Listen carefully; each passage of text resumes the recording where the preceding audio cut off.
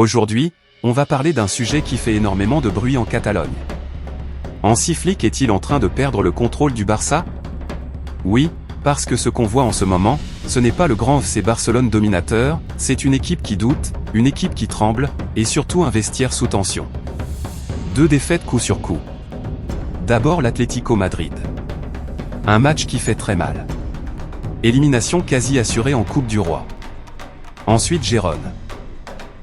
Une défaite qui leur coûte la tête de la Liga.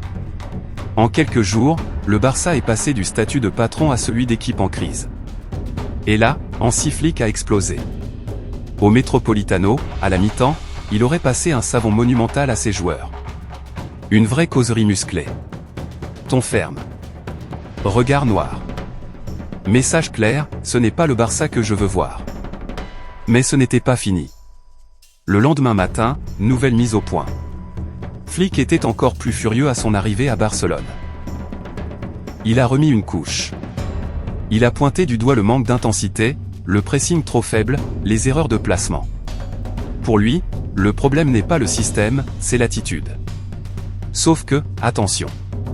Certains joueurs du vestiaire auraient demandé au coach d'adapter un peu sa tactique. Surtout quand Pedri ou Rafinha sont absents. Parce que face à des équipes intelligentes comme l'Atlético ou Gérone, le Barça s'est fait lire comme un livre ouvert. Et ça pose question. Est-ce que Flick est trop têtu? Est-ce qu'il refuse d'écouter son vestiaire? Ou est-ce que les joueurs cherchent des excuses? Après la défaite contre Gérone, Flick a donné 2 jours de repos pour calmer les esprits. Mais à la reprise, réunion d'1 heure sur le terrain. Analyse complète des erreurs. Vidéo. Explication. Et surtout une phrase forte. Je ne changerai pas mon style. Voilà. Le message est lancé. Pour lui, si le pressing est plus haut, si le positionnement est meilleur, l'adversaire ne peut pas créer autant d'occasions. Et offensivement?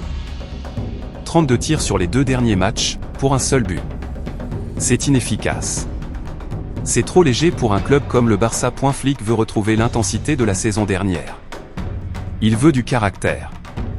Il veut une équipe qui impose son rythme, pas une équipe qui subit. Mais la vraie question, c'est, est-ce que le vestiaire est encore derrière lui? Parce que quand un coach commence à hausser le ton aussi fort, ça peut soit réveiller l'équipe, soit casser quelque chose en interne.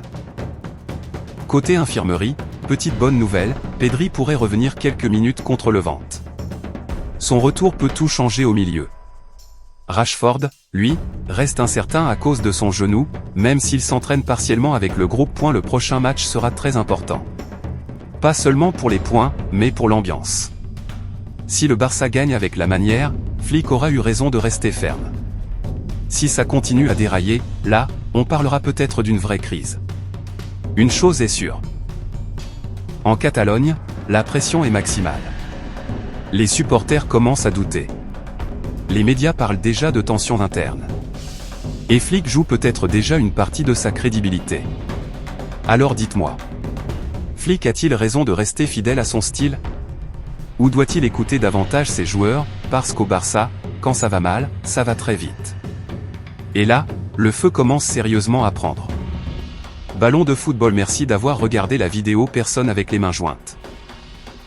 Si tu aimes le football et les infos qui font parler, pense à t'abonner à Eurosport Buzz TV. Ballon de football. Like, commente et active la cloche pour ne rien rater. On se retrouve très vite pour une nouvelle actu foot.